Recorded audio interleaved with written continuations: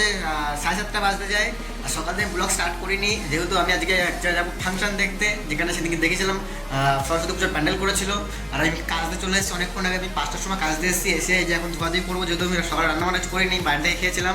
আর totally ধোয়াধুয়ি করতে হবে, ধুয়ে দিয়ে তারপরে যাবো ফাংশন দেখতে। আর কিছু কেনাকাটি বাকি আছে, যখন কেনাকাটি করে ফাংশন দেখাবো। আর ফাংশনটা আমি অবশ্যই দেখাবো তোমাদেরকে, সবাইকেই শেয়ার করবো কি ফাংশন হচ্ছে বা না হচ্ছে, কি হচ্ছে বা প্যান্ডেলটা তো আসবেই আসবে। আর আজ যেহেতু সরস্বতী পুজোর তীর্থস্থ যেটা বলে আর কি, ওটাই আজকে যেগুলো সরস্বতী ভাসানো হবে। আর সেগুলো সবই দেখাবো, ভাসানো দেখা যাবে, এতটা থাকা যাবে না। আমার যেহেতু আমি ভাড়া বাড়ি থাকি, আর এখানে 11টা টাইম বাইরে থাকার, তারপর 11টাকে চলে আসতে হবে মানে রুমে। কতটা দেখানো যায় বা না যায়। তো আমি বলেছিলাম ফাংশন হবে আজকে, ফাংশনে গেছিলাম, দেখছি ফাংশন কালকে মানে 26 তারিখে ফাংশন হবে।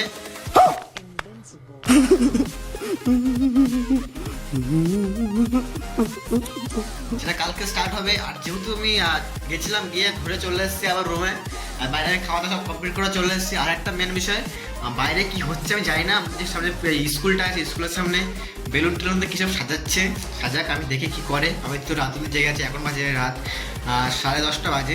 দেখি কি করে, আমি তো ঘুমাবো না 1:30টার আগে, ততক্ষণ আমি দেখে নেবো কি হচ্ছে বা না হচ্ছে। বেলুন দিয়ে সব সাজাচ্ছে, পুরো সাজাচ্ছে, আমি দেখাচ্ছি দাঁড়া।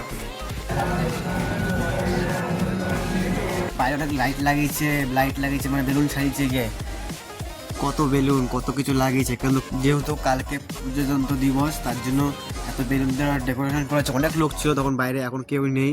এখন যেহেতু এখন 1টা বাজে, এখন কেউ নেই। আর লাইটিং মেরে সব কিছুই করেছে।